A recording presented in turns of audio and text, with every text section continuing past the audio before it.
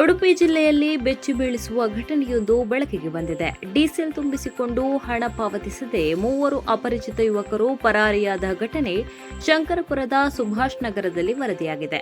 ಹೌದು, Indian oil petrol ಬಂಕ್ಗೆ ಬಿಳಿ ಬಣ್ಣದ ಫೋರ್ಡ್ ಇಕೋಸ್ಪೋರ್ಟ್ ಕಾರಿನಲ್ಲಿ ಬಂದ ಮೂವರು ತಮ್ಮ ವಾಹನಕ್ಕೆ ಫುಲ್ ಟ್ಯಾಂಕ್ ಡೀಸೆಲ್ ತುಂಬಿಸುವಂತೆ ಸಿಬ್ಬಂದಿಗೆ ತಿಳಿಸಿದ್ದಾರೆ.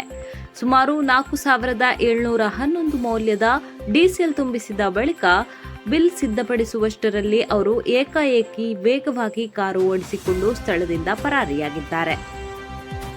ಸಿಬ್ಬಂದಿಯ ಮಾಹಿತಿಯ ಪ್ರಕಾರ ಕಾರಿನಲ್ಲಿದ್ದವರು ತುಳು ಭಾಷೆಯಲ್ಲಿ ಮಾತನಾಡುತ್ತಿದ್ದು ತಾವು ಕುಮಟಾದವರು ಎಂದು ಹೇಳಿಕೊಂಡಿದ್ದಾರೆ. ಆದರೆ ಅವರ ಗುರುತು ಇನ್ನೂ ಪತ್ತೆಯಾಗಿಲ್ಲ.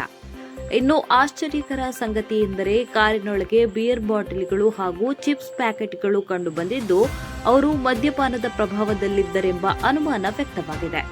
ಕಾರಿನ ಗಾಜುಗಳು ಟಿಂಟ್ ಆಗಿದ್ದರಿಂದ ಹಾಗೂ ಸಿಸಿಟಿವಿಯಲ್ಲಿ ವಾಹನದ ನೋಂದಣಿ ಸಂಖ್ಯೆ ಸ್ಪಷ್ಟವಾಗಿ ಸಿಕ್ಕಿಲ್ಲ. ಈ ಸಂಬಂಧ ಶಿರ್ವ ಪೊಲೀಸ್ ಠಾಣೆಯಲ್ಲಿ ಪ್ರಕರಣ ದಾಖಲಾಗಿದ್ದು ಪೊಲೀಸರು ತನಿಖೆ ಆರಂಭಿಸಿದ್ದಾರೆ. ಈ ರೀತಿಯ ಘಟನೆಗಳು ಹೆಚ್ಚುತ್ತಿರುವ ಹಿನ್ನೆಲೆಯಲ್ಲಿ ಸಾರ್ವಜನಿಕರಲ್ಲಿ ಆತಂಕ ಹೆಚ್ಚಾಗಿದೆ. ಇನ್ನಷ್ಟು ಮಾಹಿತಿಗಾಗಿ ನಮ್ಮೊಂದಿಗಿರಿ.